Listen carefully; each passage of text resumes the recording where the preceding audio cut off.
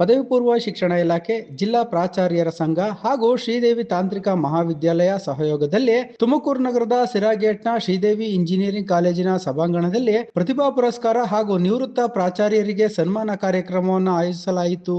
ಈ ವರ್ಷ 23 ಜನ ನಿವೃತ್ತರಾದ ಪ್ರಾಂಶುಪಾಲರನ್ನ ಅವರ ಸುದೀರ್ಘ ಸೇವೆಗಾಗಿ ಗೌರವಿಸಿ ಸನ್ಮಾನಿಸಿ, ಇದರೊಂದಿಗೆ ಜಿಲ್ಲೆಯ ಪ್ರತಿಭಾನ್ವಿತ 45 ವಿದ್ಯಾರ್ಥಿಗಳನ್ನ ಗುರುತಿಸಿ ಅವರಿಗೆ ಪ್ರತಿಭಾ ಪುರಸ್ಕಾರ ನೀಡಿ ಪ್ರೋತ್ಸಾಹಿಸಲಾಯಿತು.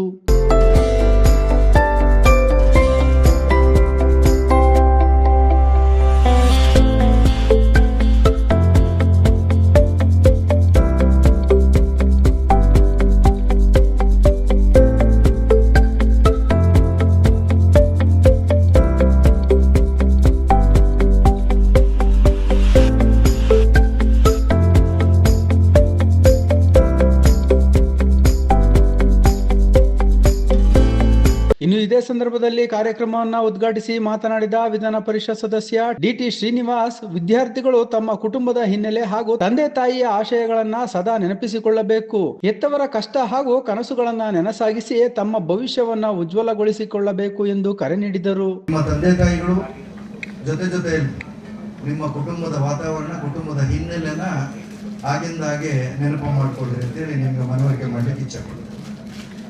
ಯಾಕೆಂದ್ರೆ ಅದು ಸರಿದಾರಿಯಲ್ಲಿ ನಿಮ್ಮನ್ನು ಕೊಂಡೊಯ್ಯಲಿಕ್ಕೆ, ನಿಮ್ಮ ದಾರಿಯಲ್ಲಿ ಬರತಕ್ಕಂಥ ಆತಂಕಗಳು, ಅಡ್ಡಿಗಳನ್ನು ದೂರ ಮಾಡುತ್ತೆ ಅಂತ ನನ್ನ ಅನಿಸಿಕೆ. ಯಾಕೆ ಅಂತ ಹೇಳಿದ್ರೆ ಪ್ರತಿಯೊಂದು ತಂದೆ ತಾಯಿಗಳ ಆ ಕುಟುಂಬದ ಹಿನ್ನೆಲೆನೇ ಬೇರೆ ಇರುತ್ತೆ.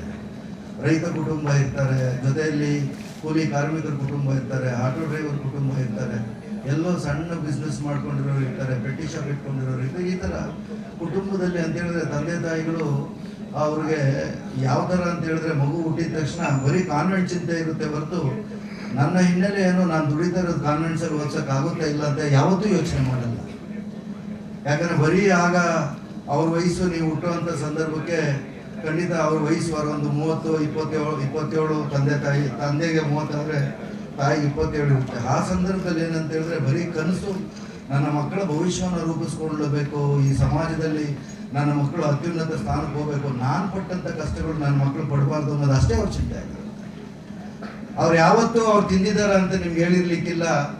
ಯಾವತ್ತೂ ಸಹ ಒಂದೊಂದು ರೂಪಾಯಿ ಕೂಡಿಟ್ಟರು ಸಹ ತಾಯಿ ಮಕ್ಕಳು ಕೇಳಿದಂಥ ಸಂದರ್ಭದಲ್ಲಿ ಯೋಚನೆ ಮಾಡದೆ ನಿಮ್ಗೆ ಕೊಟ್ಟಿರ್ತಾರೆ ಹೊರತು ಎಷ್ಟು ಬಾರಿ ಅವ್ರ ಉಪವಾಸ ಇದ್ರು ಅನ್ನೋದು ನಿಮ್ಗೆ ಅರ್ಥನೇ ಆಗ್ತದೆ.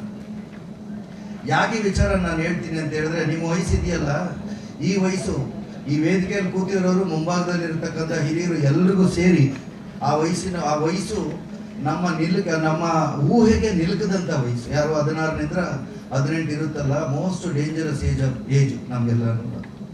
ಯಾಕಂದ್ರೆ ನಾವೇನಾದ್ರೂ ನೋಡಿದ್ರೆ ಅದು ಕಾಗೆ ಆಗಿದ್ರು ನಮ್ಗೆ ತುಂಬಾ ಅದ್ಭುತವಾಗಿ ನವಿಲ್ ತರ ಕಾಣುವಂತ ವಯಸ್ಸು. ಅದು ಏನಾದ್ರು ಕಾಗೆ, ಆಕ್ಚುಲಿ ಕಾಗೆ ಅನ್ಕೊಂಡದ್ದು ನಾವು, ಅದ್ಭುತವಾಗಿ ಅದರಲ್ಲೇನೇನೆ ನವಿಲ್ ಕಾಣುವಂತ ವಯಸ್ಸಾಗಿರುತ್ತೆ ನಮ್ಗೆ.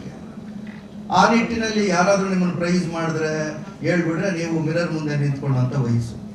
ಯಾರೋ ಒಬ್ಬರು ಪ್ರೈಸ್ ಮಾಡ್ತಾನೆ ಕ್ಲಾಸಲ್ಲಿ, ನೀನು ಹಂಗಿದ್ರೆ ಮಿರರ್ ಮುಂದೆ ನಿಂತ್ಕೊಂಡು ನಾನು ಹಂಗಿದ್ದೀನಿ ಅದು ನೋಡ್ಕೊಳ್ಳುವಂತ ವಯಸ್ಸು. ಖಂಡಿತ ಅದನ್ನು ಯಾಕೆ ನಾನು ನಿಮ್ಗೆ ಹೇಳ್ತೇನೆ ಅಂತ ಹೇಳಿದ್ರೆ, ಆ ವಯಸ್ಸಿದೆಯಲ್ಲ, ಆ ವಯಸ್ಸಲ್ಲಿ ಯಾರು ನಿಮ್ಮ ಮನಸ್ಸನ್ನ ಮತ್ತೆ ನಿಮ್ಮ ಏನು ಗುರಿಯನ್ನ, ಸಾಧನೆಯ ಗುರಿ, ನೀನೇನು ಆಗ್ಬೇಕು ಅಂತಿದೆ ಅದು ಸಾಧನೆಯ ಗುರಿಗೆ ಪೂರಕವಾಗಿ ನಿನ್ನ ಮನಸ್ಸನ್ನ ಹಿಡಿತದಲ್ಲಿ ಇಟ್ಕೊಂಡ್ರೆ ಮುಂದಿನ ವಯಸ್ಸು ಅಂತ ನಾನೇನು ಹೇಳ್ತೇನೆ ಅಂತ ಹೇಳಿದ್ರೆ, ಆ ವಯಸ್ಸು ಬಂದಿದ್ದೆ ನಿನ್ನ ಭವಿಷ್ಯದಲ್ಲಿ ನೀನು ಎಷ್ಟು ವರ್ಷ ಬದುಕಬಲ್ಲೆ ಅನ್ನೋ ವಯಸ್ಸು ಅಂತ ಹೇಳಿದ್ರೆ, ನಿನ್ನ ಗುರಿ ಸಾಧಿಸಲಿಕ್ಕೆ ಅಡ್ಡಿ ಆತಂಕಗಳು ಪ್ರಾರಂಭ ಆಗದೆ 16ರಿಂದ 18ರಲ್ಲಿ ಅಂತ ಸಂದರ್ಭದಲ್ಲಿ ನಾನು ನಿಮಗೆ ಹೇಳಿದ್ದೇನೆಂದ್ರೆ, ನಿಮ್ಮ ತಂದೆ ತಾಯಿಗಳ ಹಿನ್ನೆಲೆ ಮತ್ತೆ ನಿಮ್ಮ ಕುಟುಂಬ ನಡೆದು ಬಂದಂಥ ದಾರಿನ ಆಗಿಂದಾಗ ಮೆಲುಕಾಗ್ತಾ ಹೋದರೆ ಖಂಡಿತ ಇಷ್ಟು ಕಷ್ಟಗಳಲ್ಲಿ ನಮ್ಮ ತಂದೆ ತಾಯಿಗಳು ನನಗೆ ಈ ಥರ ಸವಲತ್ತುಗಳನ್ನ ಕೊಡುವಂಥದ್ದನ್ನು ಕೊಡ್ತಿದ್ದಂಥ ಸಂದರ್ಭದಲ್ಲಿ ನಾನು ದಾರಿಯನ್ನು ತಪ್ಪದೆ ನನ್ನ ಗುರಿಯನ್ನು ತಲುಪಲಿಕ್ಕೆ ಮಾತ್ರ ನನ್ನ ಅಭ್ಯಾಸ ಆಗಬೇಕು ಅಂತ ಒಂದು ಚಿಂತನೆ ನಿಮ್ಮಲ್ಲಿ ಆಗಬೇಕಾಗಿ ಬರುತ್ತೆ. ನಂತರ ಮಾತನಾಡಿದ ಶ್ರೀದೇವಿ ಸಮೂಹ ಶಿಕ್ಷಣ ಸಂಸ್ಥೆಯ ಸಂಸ್ಥಾಪಕರಾದ ಡಾಕ್ಟರ್ ಎಂ.ಆರ್. ಹುಲಿನಾಯ್ಕರ್, ವಿದ್ಯಾರ್ಥಿಗಳಿಗೆ ಅಧ್ಯಯನವೇ ಮೊದಲ ಆದ್ಯತೆಯಾಗಬೇಕು. ಇತರ ವಿಷಯಗಳಿಗೆ ಗಮನ ಹರಿಸದೆ ಶ್ರದ್ಧೆ ಹಾಗೂ ಪರಿಶ್ರಮದಿಂದ ಗುರಿ ತಲುಪುವತ್ತ ಯೋಚಿಸಬೇಕು. ನಿರ್ಲಕ್ಷ್ಯ ವಹಿಸಿದರೆ ಭವಿಷ್ಯ ಕೆಡಬಹುದು ಎಂದು ಎಚ್ಚರಿಸಿದರು. ಜಗತ್ತಿನ ಎಲ್ಲ ಬದಲಾವಣೆಗಳ ಜೊತೆ ಶಿಕ್ಷಣದಲ್ಲಿ, ಔದ್ಯೋಗಿಕದಲ್ಲಿ ಬೇರೆ ಬೇರೆ ಮಾರ್ಪಾಡುಗಳಾದ ಕಾರಣವಾಗಿ ಗ್ಲೋಬಲ್ ಚೇಂಜಸ್ ಏನಾಗಿದೆ, ಅದಕ್ಕೆ ಪೂರ್ವಕವಾಗಿ ನಾವು ಮಕ್ಕಳನ್ನು ತರಬೇತಿಗೊಳಿಸ್ಬೇಕಾಗುತ್ತೆ. ಅವರ ಮನಸ್ಸು ವಿಚಾರಗಳನ್ನು ಯಾವ ದಿಕ್ಕಿನಲ್ಲಿ ತೆಗೆದುಕೊಂಡು ಹೋಗಬೇಕು, ಯಾವ ರೀತಿ ಬದಲಾವಣೆಗೆ ಪೂರಕವಾಗಿರಬೇಕು ಅನ್ನೋಂಥ ಅನೇಕ ವಿಷಯಗಳನ್ನು ಮಕ್ಕಳಿಗೆ ಹೇಳುವಂಥದ್ದು. ಇದ್ರ ಜೊತೆಯಲ್ಲಿ ಅಂದರೆ ಇದು ಅಷ್ಟು ಮಹತ್ವ ಪಡೆದಿದೆ. ಈಗಲಂತೂ ಅನೇಕ PUC ಕಾಲೇಜುಗಳು ಕೇವಲ ಹೆಚ್ಚು ಮಾರ್ಕ್ಸ್ ಕೊಡಿಸುವಂಥದ್ದು, ನೀಟ್ ಪರೀಕ್ಷೆ ಪಾಸ್ ಮಾಡಿಸುವಂಥದ್ದು, CET ಪಾಸ್ ಮಾಡುವಂಥದ್ದು, ಆ ರೀತಿ ತರಬೇತಿಗಳನ್ನು ಕೊಡ್ತಿರುವ ಕಾರಣದಿಂದಾಗಿ ಒಟ್ಟಾರೆ ವಿದ್ಯಾರ್ಥಿಗಳನ್ನು ಬೆಳವಣಿಗೆಗೆ ಸ್ವಲ್ಪ ಹಿನ್ನಡೆ ಆಗ್ತದೆ ಅಂತ ಕೆಲವರ ಭಾವನೆ. ನಂತರ ಮಾತನಾಡಿದ ನಗರ ಶಾಸಕ GB ಜ್ಯೋತಿ ಗಣೇಶ್, ವಿದ್ಯಾರ್ಥಿಗಳು PUC ನಂತರ ಕೇವಲ ಇಂಜಿನಿಯರಿಂಗ್ ಮತ್ತು ವೈದ್ಯಕೀಯ ಕ್ಷೇತ್ರಕ್ಕಷ್ಟೇ ಅಲ್ಲದೆ ಲಭ್ಯವಿರುವ ಹಲವು ವಿಶಾಲವಾದ ಕ್ಷೇತ್ರಗಳಲ್ಲಿ ತಮ್ಮ ಆಸಕ್ತಿಗೆ ಪೂರಕವಾದ ಸರಿಯಾದ ಉನ್ನತ ಶಿಕ್ಷಣ ಮಾರ್ಗವನ್ನ ಆಯ್ಕೆ ಮಾಡಿಕೊಳ್ಳಬೇಕು ಎಂದು ಸಲಹೆ ನೀಡಿದರು.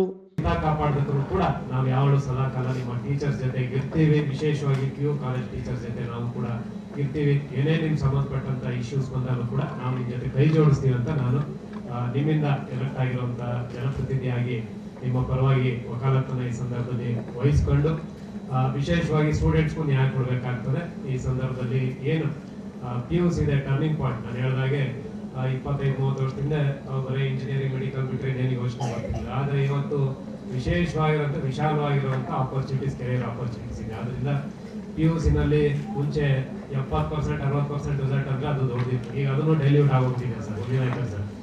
ಈಗ 80-95% SLC PUC-ನೂ ಅದೇ ಲೆವೆಲಿಗೆ ತಂದ್ಬಿಟ್ರು. ಆದ್ರಿಂದ ದಯವಿಟ್ಟು ರಿಸಲ್ಟ್ ಕಡೆಗೆ ನೀವು ತಲೆ ಕೆಡಿಸ್ಕೊಳ್ಳೇಬೇಡಿ. ಪ್ರತಿಯೊಬ್ಬ ಹುಡುಗನಿಗೂ ಪ್ರತಿನಿತ್ಯದ ಕ್ಲಾಸು ಮತ್ತೊಂದು ಮನೆ ಬಂದಾಗ ಕಮಿಟಿ ಸುಮಾರು 2 hours ನಾನು ಅವರಿಂದನೇ ಇನ್ಪುಟ್ ತಗೊಂಡು ಏನೇನು ಆಗ್ತಿದೆ ಅಂತ ಹೇಳಿ ನಾಗರಾಜ್ ಸಾಹೇಬರು ಇವರೆಲ್ಲರೂ ಕೂಡ ನಮ್ಮ ಮನೆಯಲ್ಲೇ ಕೂತ್ಕೊಂಡು ಡಿಸ್ಕಸ್ ಮಾಡ್ತಿದ್ದೆ. ಆದ್ರಿಂದ ಇವತ್ತು PUC-ನಲ್ಲಿ ವಿಶೇಷವಾಗಿ ಔಟ್ ಆಫ್ ದಿ ಸಿಲೆಬಸ್ ಮಕ್ಕಳಿಗೆ ಯಾವ ರೀತಿ ಇಂಡಸ್ಟ್ರಿನಲ್ಲಿ ಅವರು ಫಿಟ್ ಆಗಬೇಕು ಆ ರೀತಿಯಲ್ಲಿ ಇರುವಂತ ಔಟ್ ಆಫ್ ಸಿಲೆಬಸ್ ಅಂತ ಹೇಳಲ್ಲ, ನಿಮ್ಮ ನಾಲೆಜ್ ಇರುವಂತದ್ದನ್ನೇ ಇವತ್ತು ಮಕ್ಕಳಿಗೆ ನಾವು ವಿದ್ಯಾರ್ಜನೆ ಮಾಡುವಂಥದ್ದು ತುಂಬಾ ಅತ್ಯವಶ್ಯಕ. ಕಾರ್ಯಕ್ರಮದಲ್ಲಿ ಪದವಿ ಪೂರ್ವ ಶಿಕ್ಷಣ ಇಲಾಖೆಯ ಉಪನಿರ್ದೇಶಕಿ MS ರಾಧಾ, ಜಿಲ್ಲಾ ಪ್ರಾಚಾರ್ಯರ ಸಂಘದ ರಾಮ್ ರಾಗರಾಜು, ಕಾರ್ಯದರ್ಶಿ ಸತೀಶ್ CG, ಖಜಾಂಚಿ MD ಶಿವಕುಮಾರ್, ರಾಜ್ಯ ಪ್ರತಿನಿಧಿ ಚಂದ್ರಯ್ಯ, ದೈಹಿಕ ಉಪನ್ಯಾಸಕರ ಸಂಘದ ಅಧ್ಯಕ್ಷ ಬಸವರಾಜು, ಅನುದಾನ ರಹಿತ ಪದವಿ ಪೂರ್ವ ಕಾಲೇಜುಗಳ ಒಕ್ಕೂಟದ ಅಧ್ಯಕ್ಷ ರವಿಕುಮಾರ್, ಶಾರದಾಂಬಾ ಪದವಿ ಪೂರ್ವ ಕಾಲೇಜು ಆಡಳಿತಾಧಿಕಾರಿ ಲಕ್ಷ್ಮೀಕಾಂತ್ ಹಾಗೂ ವಿವಿಧ ಕಾಲೇಜುಗಳ ಪ್ರಾಚಾರ್ಯರು ಹಾಗೂ ಸಂಘಟನೆಯ ಪದಾಧಿಕಾರಿಗಳು, ವಿದ್ಯಾರ್ಥಿಗಳು ಉಪಸ್ಥಿತರಿದ್ದರು.